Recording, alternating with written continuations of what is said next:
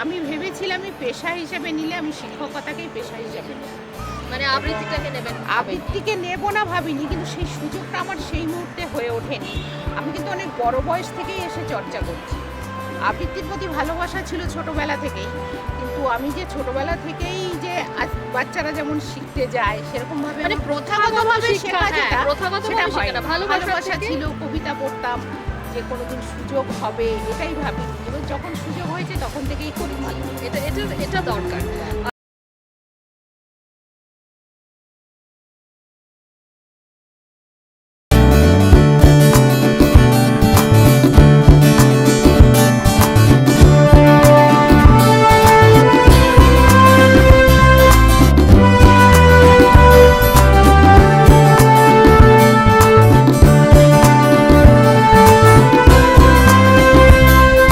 প্রাণ ভরিয়ে তৃষা হরিয়ে মোরে আরও দাও প্রাণ। নমস্কার, উড়ান চ্যানেলের পক্ষ থেকে আবার আপনাদের স্বাগত। আজকে আমাদের অতিথি, যিনি রানাঘাট থেকে এসেছেন, তিনি একাধারে আবৃত্তি শিল্পী এবং পেশায় শিক্ষকতা করেন। সরাসরি তার কাছে চলে যাব, সরস্বতী হাজরা। নমস্কার। নমস্কার। ভালো আছেন? আপনার তো বেড়ে ওঠা রানাঘাট, একদম আপনার শৈশব রানাঘাটেই। তো সেখানকার সাংস্কৃতিক পরিবেশ আপনাকে আবৃত্তি চর্চায় কিছু সাহায্য করেছে? নিশ্চয়ই। রানাঘাটে ছোটবেলা থেকেই যেহেতু রানাঘাটে বড় হয়েছি, রানাঘাটে সংস্কৃতি চর্চার সব ধরনের পরিবেশ মোটামুটি আছে, যদিও আমার থাকা রানাঘাট থেকে একটু দূরে, একটু মফস্বল, তো যার ফলে আমাদের পড়াশোনা থেকে শুরু করে যা কিছুই করেছি একটু কষ্ট করেই আমাদের করতে হয়েছে, কিন্তু ওই ভেতরে চাহিদা থাকলে সেটা হয়েই যায়। একদম সেই সেই পরিবেশটা আপনাকে শিল্পী হয়ে ওঠার কতটা সুযোগ করে দিয়েছে? আপনার ওখানকার পরিবেশ বা আপনার বাড়ির পরিবেশ আপনাকে আবৃত্তি শিল্পী হয়ে ওঠার কতটা সাহায্য করেছে? সত্যি কথা বলতে আমার বাবা নিজে একজন শিল্পী, বাবা নিজে একজন আবৃত্তি শিল্পী। বাবার মুখ থেকেই আমার আবৃত্তি শেখা। ছোটোবেলা থেকেই মানে কোনো প্রথাগতভাবে কারো কোনো টিচারের কাছে শিখিনি, বেশ, সে সুযোগও হয়নি, কিন্তু বাবা যে আবৃত্তি করতেন সেটা শুনে শুনেই আমার বড় হয় এবং আবৃত্তির প্রতি ভালোবাসা।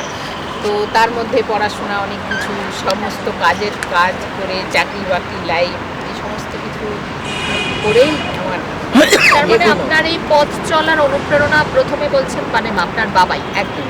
তারপরে আর কোনো শিল্পীর আপনি তাহলে নিশ্চয়ই ছোটবেলা থেকে আপনি তো বাবার কাছ থেকে শুনেছেন, তো অনেক কিছু মানে অনেকজনের আবৃত্তি নিশ্চয়ই তাহলে শোনার বা গান শোনার সেই শখটা বা অভ্যেসটা আপনার ছিলই, মানে বাড়িতে সেই পরিবেশ ছিল যখন তখন। একদমই তাই। আমাদের গান শোনার থেকে বাড়িতে সত্যি কথা বলতে আবৃত্তি বেশি চর্চা হতো। হ্যাঁ, এটা বাবা নিজে আবৃত্তি করতেন, এবং আমাদের বাড়িতে ব্রততী বন্দ্যোপাধ্যায়ের ক্যাসেট এত থাকতো সেই সময়, ওই যে মানে যে টেপ রেকর্ডারগুলো ছিল, ক্যাসেটে শোনা হতো। তো সেই সময় থেকে আমরা আবৃত্তি শুনি, মানে গান তো শুনতামই, পুরোনো দিনের গান বেশি চলতো, তো সেই সঙ্গে আবৃত্তি একটা মুখ্য বিষয় ছিল। মানে আমার যেরকম ছোটবেলা থেকে বেড়ে ওঠা গান, মানে গানই শুনে, মানে আবৃত্তিটা তখন আবার অত বেশি শুনি। মানে এটা এক একটা পরিবেশে এক এক রকম। বাবা কাজ করতেন, চলতেন ফিরতেন, কথা বলতেন, তার মধ্যে দুটো আবৃত্তি করছেন। ওই যে বাবার মুখে শুনে শুনে, মানে গগনে গরজে মেঘে ঘন বরষা, কুলে একা বসে আছি নাহি ভরসা, এ আমি কোনোদিন বইয়ে পড়িনি, মানে মুখস্থ হয়েছে বাবার কণ্ঠে। এরকম তো হয়, সেই শুনে, মানে একদম, আগে হ্যাঁ, সেই হ্যাঁ। শুনে মুখস্থ হতো তো হ্যাঁ, আগেকার শুনে দিনে, মুখস্থ। তো সেই শুনে মুখস্থ হতো। একদমই তো তাই। আপনি শিক্ষকতায় গেলেন, যে আপনার কি ছোটবেলা থেকে সেই শিক্ষকতার ইচ্ছেটা ছিল? একদম, মানে আমার জীবনে আমি ভেবেছিলাম আমি পেশা হিসেবে নিলে আমি শিক্ষকতাকেই পেশা হিসেবে নেব। মানে আবৃত্তিটাকে নেবেন? আবৃত্তিকে নেব না ভাবিনি, কিন্তু সেই সুযোগটা আমার সেই মুহূর্তে হয়ে ওঠেনি। আমি কিন্তু অনেক বড় বয়স থেকেই এসে চর্চা করছি। আবৃত্তির প্রতি ভালোবাসা ছিল ছোটবেলা থেকেই, কিন্তু আমি যে ছোটবেলা থেকেই যে বাচ্চারা যেমন শিখতে যায় সেরকমভাবে মানে আমার প্রথাগতভাবে শেখা হ্যাঁ, যেটা, প্রথাগতভাবে সেটা শেখে না, হয়নি। ভালোবাসা ভালোবাসা থেকে। ছিল, কবিতা পড়তাম, যে কোনোদিন সুযোগ হবে এটাই ভাবিনি, এবং যখন সুযোগ হয়েছে তখন থেকেই করেছি। এটা এটা এটা দরকার। আর আরেকটা বিষয়, সেটা হচ্ছে কাজের তো যথেষ্ট প্রেশার রয়েছে। শিক্ষকতা করছেন যখন স্টুডেন্টদের পড়ানো, সেক্ষেত্রে একটা গলার তো একটা সমস্যা জেনারেলি থাকে, হয়ে যায়, কারণ জোরে পড়াতে হয়, সেক্ষেত্রে ভয়েসের একটা চাপ পড়ে সেইটা, এবং আবৃত্তির চর্চা এইটার জায়গাটায় কোনো রকম কোনো অসুবিধে আপনি ফেস করেছেন? একদম একদম ভীষণ, মানে ক্লাসে গেলে সব থেকে বড় সমস্যা হয় ক্লাস ভর্তি একদম পিছনের ছেলেটা যে শুনবে এবং সে হয়তো দুষ্টুমি করছে, ওকে থামাতে হবে, তো ওকে থামাতে গেলে আমাকে চিৎকার করতেও হবে, আবার এদিকে আমার গলার দিকটা খেয়াল রাখতে হচ্ছে যে আমার বেশি চিৎকার করা যাবে না। আমি উর্মিমালা বসু ম্যাডামের ক্লাস করার সময় একবার ম্যাম বলেছিলেন যে গলা ভালো রাখার একটাই মাত্র মানে উদ্দেশ্য তোমার হতে পারে, সেটা হলো তুমি কোনোভাবেই জোরে কথা বলবে না। ওটা তো টিচার হিসেবে সেটা কি করে সম্ভব? তো এখন আমি এমন একটা জায়গা করে নিয়েছি যে তোরা চিৎকার করলে আমি কাছে গিয়ে বকবো, কিন্তু আমি বেশি চিৎকার করব না। তো এটা আমি একদম, হ্যাঁ, এটা কোনো মাথায় রাখতে হয়। কিন্তু সব থেকে সমস্যা হয় ছোট ক্লাস, ওরা এগুলো শুনতে চায়, বুঝতে পারে না, কিছুতেই সেটা তো খুব বুঝতে চায় না। স্বাভাবিক, মানে এটা একটা সত্যি বড়দেরকে কথা, তো একটা ধমক বা ডাস্টার দিয়ে দুটো বাড়ি দিলাম টেবিলের উপর, ওরা কিন্তু থেমে যায়, কিন্তু ছোটরা থামে না। আর আপনার এই যে আবৃত্তি চর্চাটা, সেটা আপনার স্কুলের ক্লাসের ক্ষেত্রে কোনো রকমভাবে অনুপ্রাণিত করেন শিশুদের? একদমই তাই, ভীষণ। আসুন আমার দিকে। ছেলে মেয়েদেরকে মানে যেহেতু স্কুলটা মফস্বলে, ওদের উচ্চারণে কিন্তু অনেক ধরনের ত্রুটি আছে, ওই উচ্চারণের ত্রুটিগুলো আমার কানে ভীষণ আসে, তো ওগুলোকে ঠিক করার চেষ্টা করি। এবং আবৃত্তি করা মানে আমার যেহেতু সাবজেক্টটাও বাংলা, তো আমি ক্লাসে গিয়েও পড়াচ্ছি কবিতা, তো ওটাকে আমি আবৃত্তি করেই পড়াচ্ছি। একদমই তাই। এবং ওদেরকেও অনুপ্রাণিত করছি যে তোমরা আবৃত্তি করেই পড়ো, এটা তাহলে মনেও থাকবে, ভালো করে জোরে পড়ো। এবার যাদের ইন্টারেস্ট আছে তারা আসছে। আর আপনি এই যে ধরুন শিক্ষা আর শিল্প, এই দুটোর মধ্যে সমন্বয়টা করেন কি করে? মানে মিল খুঁজে পান?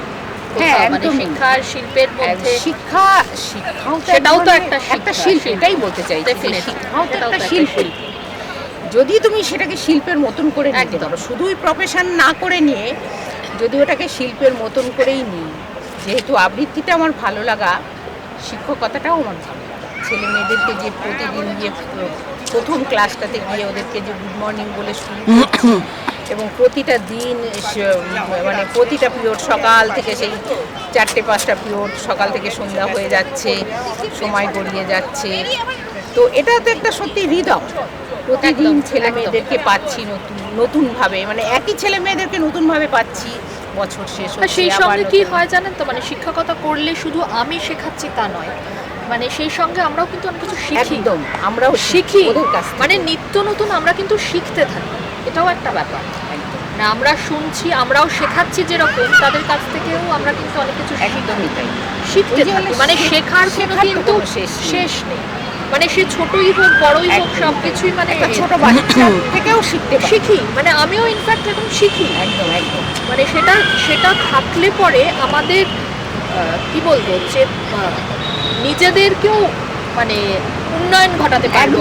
মানে ভাবনা ধারণার একদম আমি মনে করি ছাত্র সুলভ মানসিকতাটা আমার জীবনের শেষ দিন পর্যন্ত থাকবে না, সেটা তো যে মানে আমি শিখবো যে কোনো পর্যায়ে, যে কোনো পরিস্থিতিতেই আমি শিখবো, এই মানসিকতাটা থাকলে শেখা যায় এবং নতুন কিছু নিজেকে আর কি ডেভেলপ করা যায়, সেটাই হচ্ছে সবচেয়ে বড় কথা। আর আবৃত্তির ক্ষেত্রে আপনার আদর্শ হিসেবে আপনি কাকে বলবেন, এবং কার আবৃত্তি শুনতে? আপনি তো বললেনই যে ব্রতজিৎ বন্দ্যোপাধ্যায়ের আবৃত্তি শুনে বড় হয়েছেন, তো সেক্ষেত্রে আপনার আদর্শ যদি বলি সেটাকে, আর আপনি কার পাঠ শুনতে বেশি ভালোবাসেন? মানে এটা বলা একটু ডিফিকাল্ট, কিন্তু মানে একটা তো তাও মানে অনেক কিছুর মধ্যে ভালো লাগার তো একটা ব্যাপার আছে। যেমন আমি আবৃত্তি বলতে এক কথায় যদি বলতে হয় ব্রততী বন্দ্যোপাধ্যায়, যার আবৃত্তি শুনেই আমার বড় হওয়া। তো মানে ওনার উচ্চারণ, ওনার যে স্টেজে যে দাঁড়ানো কনফিডেন্সের সঙ্গে, এটা আমাকে ভীষণ বলিষ্ঠতা ব্যাপারটা আপনি আবৃত্তি চর্চার ক্ষেত্রে কোন বিষয়টাকে গুরুত্ব দেবেন? কোন বললে আমি ভুল করবো, মানে কোন কোন বিষয়ের উপর জোর দেবেন? মানে উচ্চারণ তো একটা বটেই, এটা একটা অঙ্গ, আর কি কি আবৃত্তি চর্চার ক্ষেত্রে মানে উচ্চারণ, স্বরক্ষেপণ, এই সমস্ত বিষয় সবগুলোর উপরেই জোর দেওয়া উচিত। মানে একটা আবেগও থাকবে, গলার মডুলেশান কোন জায়গায় কতটা, মানে সেই নাটকীয়তা ব্যাপারটা একটু রাখতেই হবে আবৃত্তি করার ক্ষেত্রে, কিন্তু সেই নাটকীয়তাটাও যেন আবার এত না হয়ে যায় যে অতিরিক্ত কোনো কিছু, মানে আমাকেই বুঝে নিতে হবে যে ঠিক এইখানে কতটা দরকার, একদম, মানে কোথায় কতটা কি পজ দেব, কোথায় কতটা। তবে আরেকটাও কথা যেটা আমার জানতে ইচ্ছে করছে সেটা হচ্ছে আবৃত্তির ক্ষেত্রে, মানে আবৃত্তি আর কবিতা, মানে এই দুটোর মধ্যে কি একই কথা, নাকি আবৃত্তি আর কবিতা আলাদা কিছু? মানে কবিতা না আবৃত্তি, মানে বিষয় কবিতা আবৃত্তি, মানে এই যে বলি যে কবিতা পাঠ করছি বা এই দুটোর মধ্যে কি কোনো পার্থক্য আছে? কবিতাটাই আবৃত্তি করা যায়, কবিতাটাই পাঠ করা যায়। কবিতাটাকে আমি যখন দেখে পড়বো তখন সেটা পাঠ, আর যখন আমি মুখস্থ বলবো তখন আচ্ছা, এটা খুব ভালো।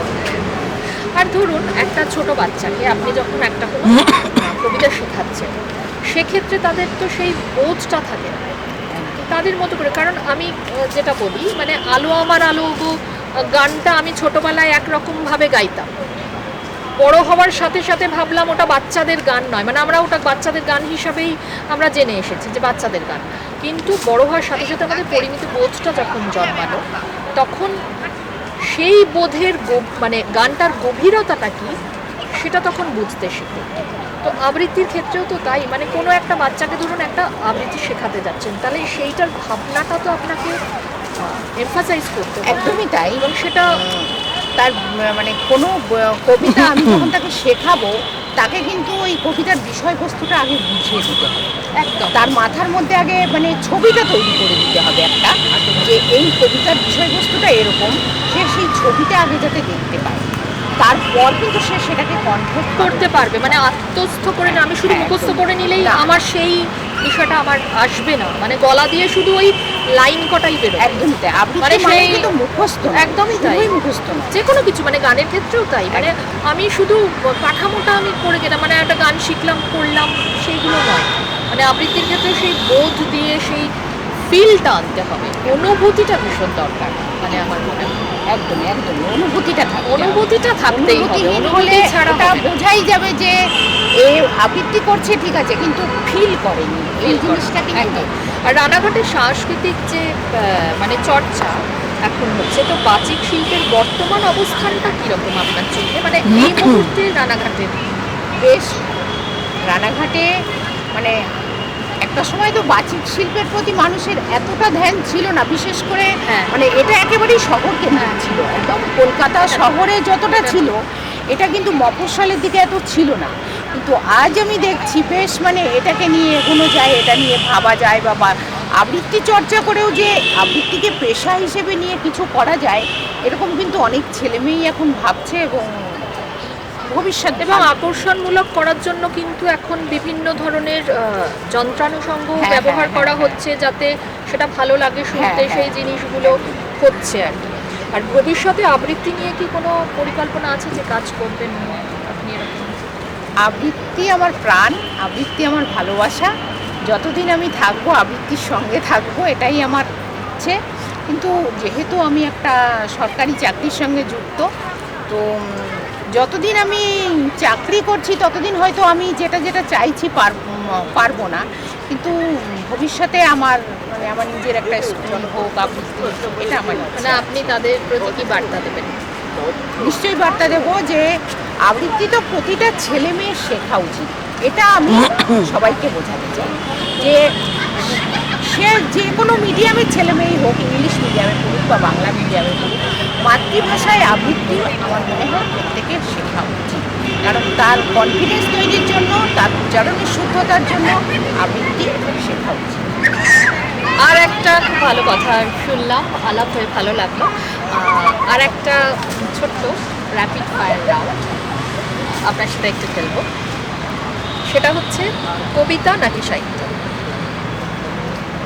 কবিতা না সাহিত্য? কবিতা। ভেজ নাকি non veg? Non veg. Rabindranath নাকি শক্তি চট্টোপাধ্যায়? রবীন্দ্রনাথ। পরকীয়া নাকি বিয়ে?